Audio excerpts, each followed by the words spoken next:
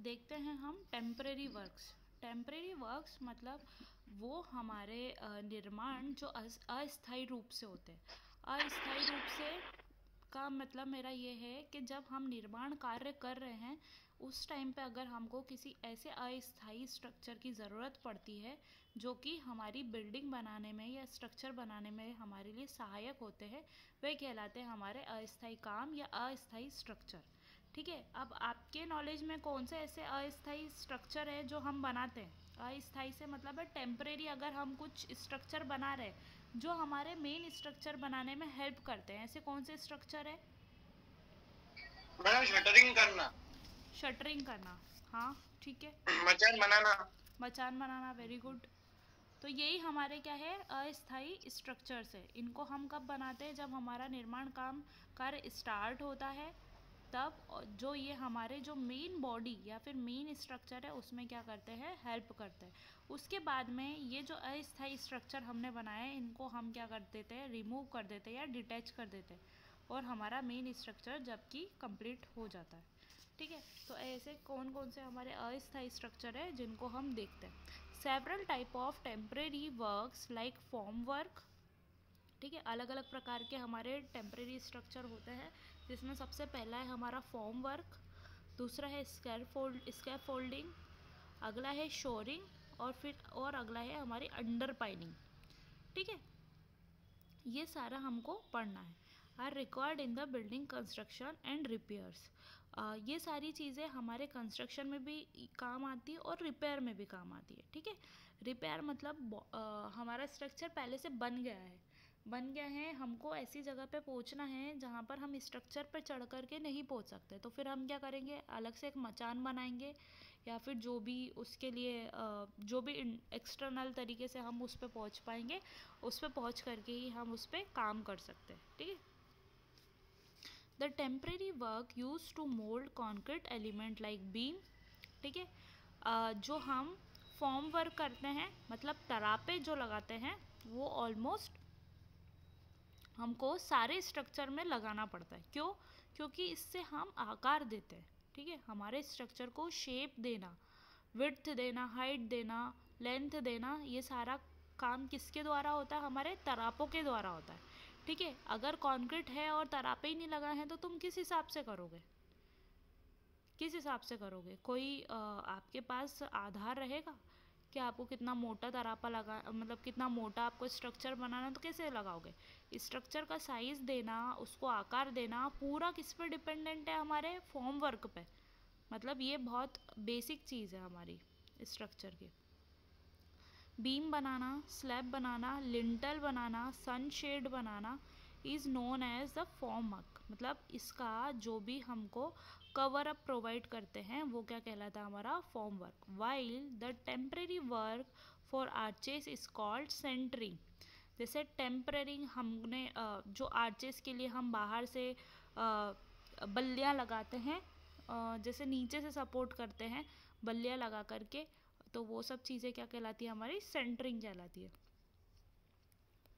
When the work is at height of more than 1.5, अगर हमको काम करना है ऐसी जगह पर जहाँ पे हाइट बहुत ज़्यादा है तो हम खड़े रह कर के अपने खुद की जो भी फिज़िक है उससे काम नहीं कर सकते, तो हमको क्या ज़रूरत पड़ेगी, और एक्स्ट्रा हाइट की या एक्स्ट्रा प्लेटफॉर्म की जिस पर के हम पहुँच करके हमारे वर्कर से हम काम कर सकें। टेम्परेरी प्लेटफॉर्म हमको बनाना पड़ते हैं या टेम्परेरी प्लेटफॉर्म हमको रिक्वायर्ड होते हैं फॉर मेसन, मतलब काम करने के लिए, एंड मटेरियल्स, और मटेरियल को पहुंचाने के लिए भी। These are known as the scaffolding. Scaffolding मतलब मचान, फॉर्म वर्क मतलब तरापे, सेंटरिंग मतलब बल्लियों से उनको सपोर्ट प्रोवाइड करना। The temporary support provided to prop up a building repair is known as shoring. मतलब बिल्डिंग के रिपेयर के वक्त जो हमने एक्स्ट्रा एसेसरीज लगवाई है तो उसको क्या बोलते हैं, हम शोरिंग बोलते हैं।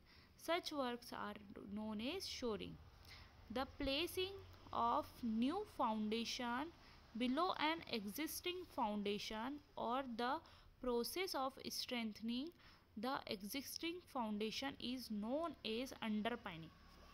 देखो, पहले से कोई हमारी नींव डली हुई है, ठीक है, हमको उसको क्या करना है, मतलब वो नींव कैसी है, लोड अब हमको बढ़ाना है, ठीक है।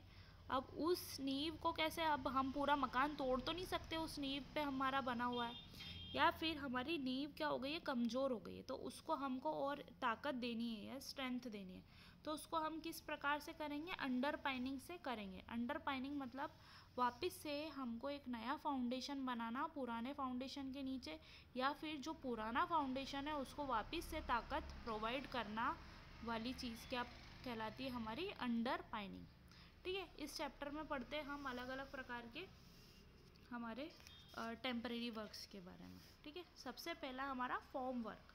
फॉर्म वर्क क्या बताया मैंने अभी आपको,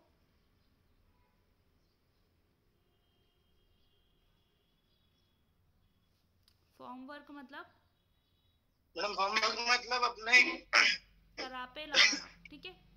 हाँ, तरापे लगाना और एक अपनी मचान बनाना। नहीं, मचान बनाना स्केप फोल्डिंग होती है, ठीक है। मचान के अलग प्रकार है, फॉर्म वर्क के अलग प्रकार है। फॉर्म वर्क में हर प्रकार के वो आ जाते हैं, क्या बोलते हैं अपने, टाइप्स आ जाते हैं, ठीक है।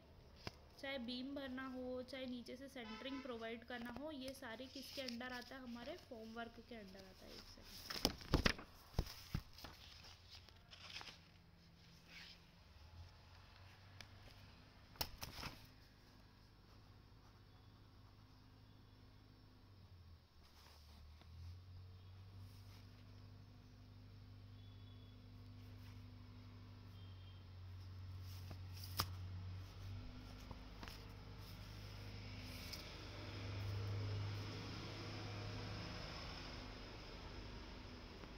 The cost of form work is significant, as high as 30 to 40% of the cost of concrete।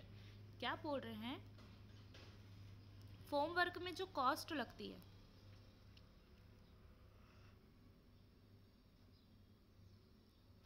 Form work की जो भी कॉस्टिंग आती है वो किस अकॉर्डिंग पे आती है, 30 से 40% कॉस्ट ऑफ कंक्रीट, मतलब जितना पैसा हमारा कंक्रीट में लग रहा है उसका 30 से 40% पैसा हमारा काय में लगेगा, तरापे फिक्स करने पे लगेगा, ठीक है। कंक्रीट क्यों बोला है, क्योंकि कंक्रीट ही हम तरापों के अंदर में फील करते हैं, तो उससे ही हम इसका कंपेयर कर रहे हैं। तो इसके जैसे 100 रुपये अगर हमारे कंक्रीट का कॉस्ट लग रहा है जो हमारे स्ट्रक्चर में भरना है, तो उसका 30 से 40% कितना हुआ, 30 रुपये या 40 रुपये अपना उसके फॉर्म वर्क में लग जाएगा, ठीक है।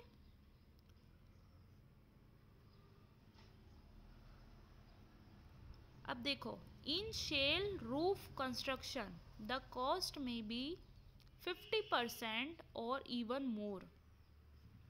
समझ में आया, शेल रूफ की बात हम जब रूफ पढ़ रहे थे तो मैंने आपको बताया था शेल रूफ, याद आ रहा है क्या दोनों में से किसी को भी, रूफ्स पढ़ाए थे आपको, किंग पोस्ट, क्वीन पोस्ट, झोपड़ी टाइप, शेल, सर्कुलर, डोम, वो सब पढ़ाए थे। शेल बताया था। शेल, शेल मतलब बहुत पतली हमारी कंक्रीट की वो थी जिसमें जैसे जिसकी छतें कैसी आड़ी टेढ़ी थी, लोटस टेम्पल का फोटो बताया था, सब कुछ वो बताया था मैंने आपको, याद आया। तो पतली चादर से बना हुआ है, पतली चादर से जो हम उस पे कवरिंग प्रोवाइड करते हैं वो होते हैं हमारे शेल रूफ। तो उस स्थिति में अगर हम तरापे कस रहे हैं तो हमारा जो कॉस्ट क्या हो जाएगा, बढ़ जाएगा। कितना बढ़ जाएगा, हमारे 50% तक या फिर उससे भी ज़्यादा उसका और बढ़ जाएगा। क्यों बढ़ जाएगा, क्योंकि इसमें क्या होता है, हमारा बहुत ज़्यादा काम होता है और तरापे हमको अलग अलग प्रकार से लगाने पड़ते हैं। फॉर्म वर्क जो होते हैं हमको डिज़ाइनर टाइप से लगाने पड़ते हैं, ठीक है। About 90% of the failure of structure during the construction are due to failure of form work, hence a lot of care should be taken in providing the form work।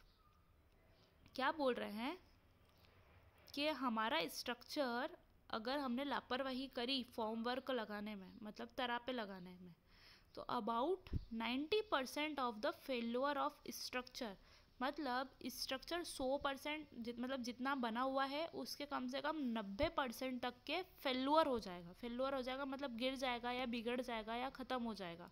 ऐसा नहीं है कि धड़ धड़ा के गिर जाएगा। फेल्युअर होना मतलब अगर उसमें अगर लोड प्रॉपर तरीके से डिस्ट्रीब्यूट नहीं हो रहे, लोड अगर बट नहीं रहे हैं, बीम कॉलम अपना काम ठीक से नहीं कर रहे हैं, तो स्ट्रक्चर फेल माना जाता है।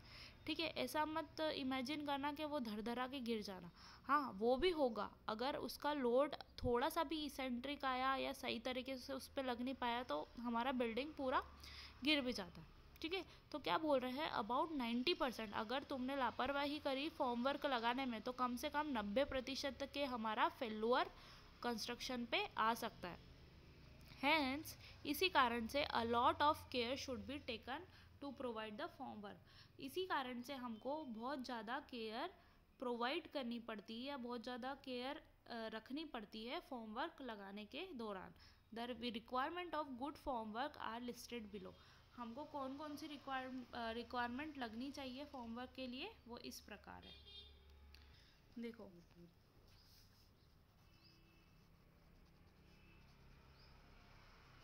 फॉर्मवर्क से आपको क्या क्या चीज़ें इमेजिन हो रही कि ये क्या क्या होगा,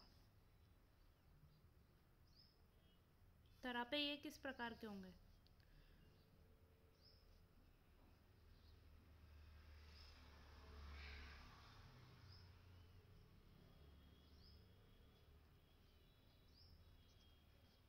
है ना, मतलब ये जो मैंने बाहर जो ऐसे लगाई है ये लकड़ियाँ, ये लगेंगी, उसके बाद ही अंदर जो कसे हुए सरिये होंगे उसके बाद इसमें फिलिंग करेंगे कंक्रीट की।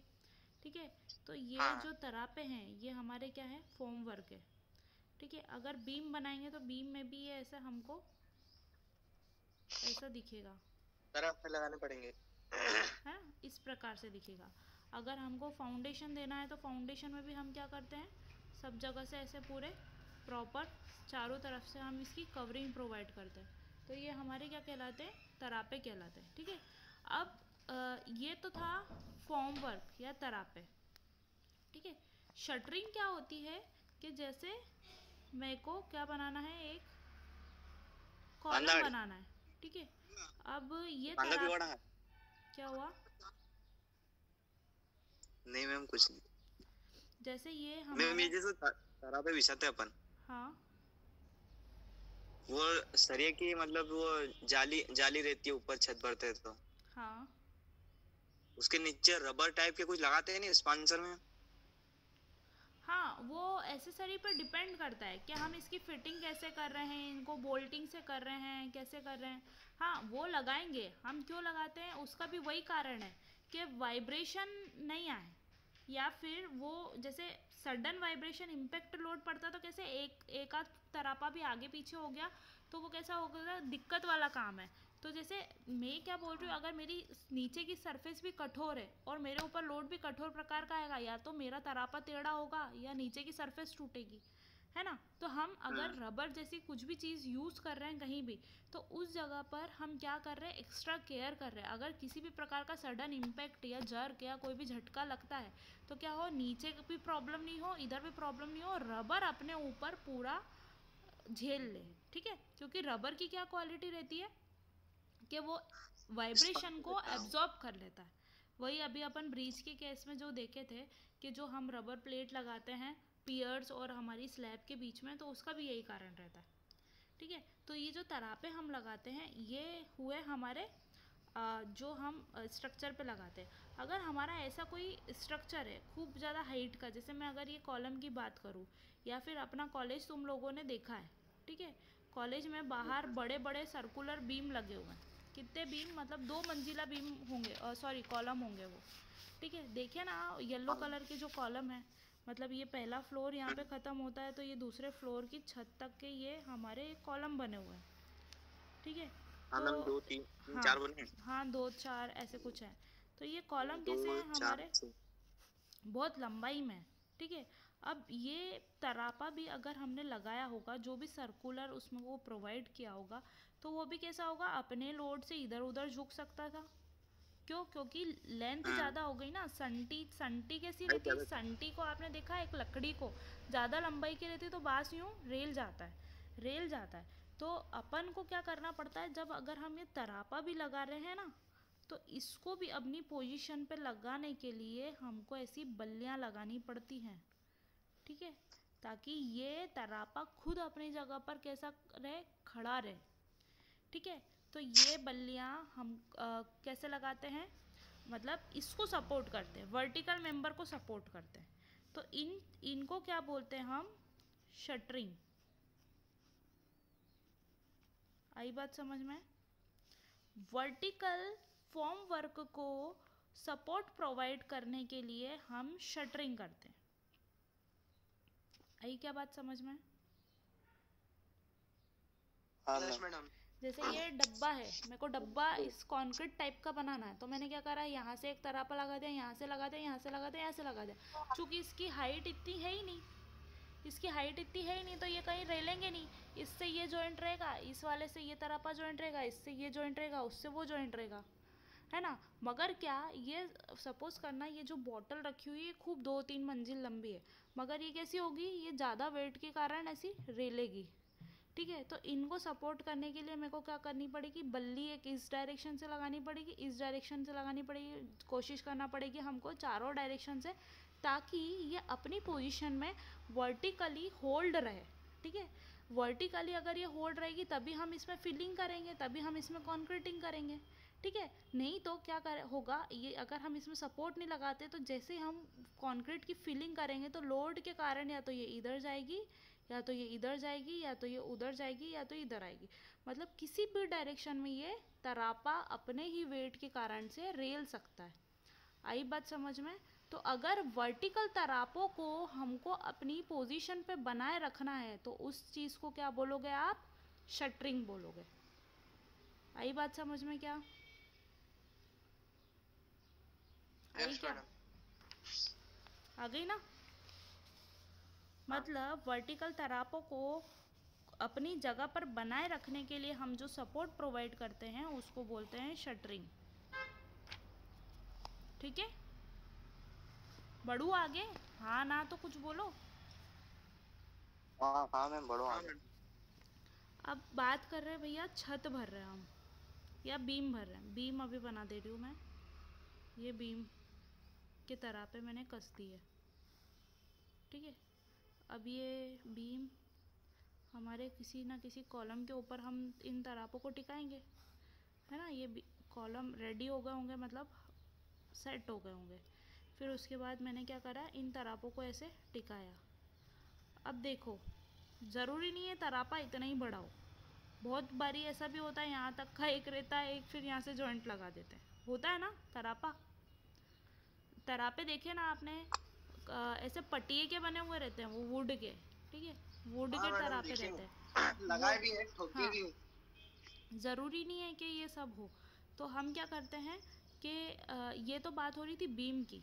10 मिनट में वापस से मीटिंग को रीजॉइन कर लेना अगर ख़त्म हो जाए तो क्या करते हैं हम, इसमें कोई भी हॉरिजॉन्टल मेंबर बनाया है हमने, तो हम इसमें नीचे से ऐसी कुछ इस प्रकार की ऐसी बल्लियाँ भी लगाते हैं, ठीक है, ताकि ये क्या रहे, इसको होल्ड करके रहे। या फिर अगर हम कोई ऐसी छत भर रहे हैं, तो छत के लिए जब हम उस पर तरापे लगाते हैं, तो नीचे से कैसी बल्लियाँ ऐसी लगी हुई रहती है, आपने देखी होगी बहुत सारी जगह पे, ठीक है। ऐसी बल्लियाँ रहती है, तब जाकर के ऐसे पटिए इनके ऊपर ऐसे लगाते। ये पटिए भी ऐसे रहते, छोटे छोटे, पूरे इतने बड़े नहीं रहते, ठीक है। ऐसे पटिए लगते हैं, फिर पटिए लगने के बाद में ऐसी पालियाँ उठाते, फिर उसके बाद में मतलब जैसे सरिये कसे हुए रहते हैं, फिर हम क्या करते हैं, इसमें कॉन्क्रीटिंग करते हैं, ठीक है। तो मेरा कहने का मतलब ये है कि ये अपना कैसा मेंबर है, हॉरिजॉन्टल, मतलब ये आड़ा मेंबर है, अगर बीम भी रहेगा तो आड़ा। कॉलम कैसा खड़ा मेंबर है, वर्टिकल, ठीक है। वर्टिकल को सपोर्ट करने के लिए अगर हम वर्टिकल तरापों को सपोर्ट करने के लिए अगर हम कुछ मेंबर्स लगा रहे हैं, जैसे इंक्लाइन बल्लियाँ लगा रहे हैं, तो उसको हमने बोला शटरिंग, ठीक है। वर्टिकल मतलब अपना जो स्ट्रक्चर बन के तैयार होगा वो कैसा रहेगा, खड़ा रहेगा, मतलब जो कॉलम हमारा बन के कॉलेज का तैयार है वो कैसा खड़ा है, खड़ा है ना। मगर अगर हमारे कॉलेज की छत देखे तो वो कैसी बनी हुई है, आड़ी बनी हुई है, ठीक है। आड़ी चीज़ों को अगर हमको सपोर्ट करना है तो हम उसको क्या बोलेंगे? सेंटरिंग।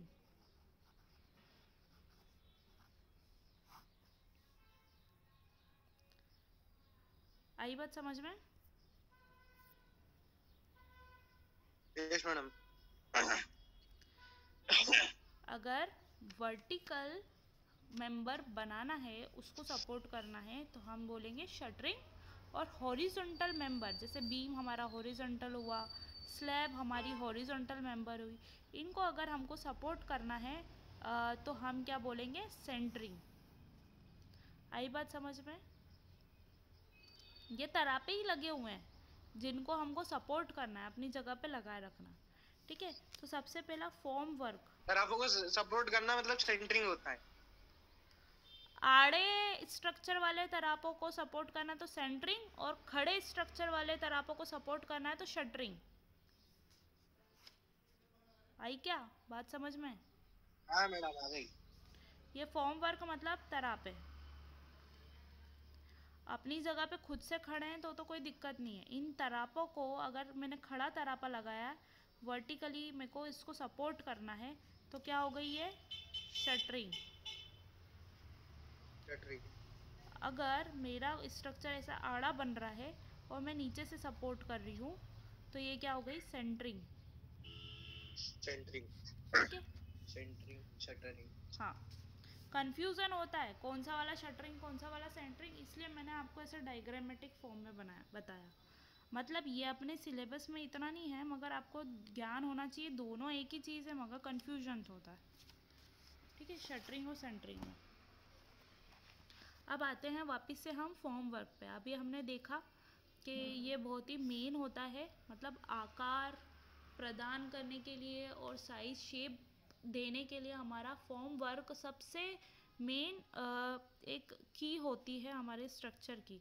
अगर हम इसका पैसे का आकलन करें तो हमारा कंक्रीट का जो पैसा लग रहा है उसका 30% पैसा काय में लगेगा? फॉर्म वर्क में लगेगा।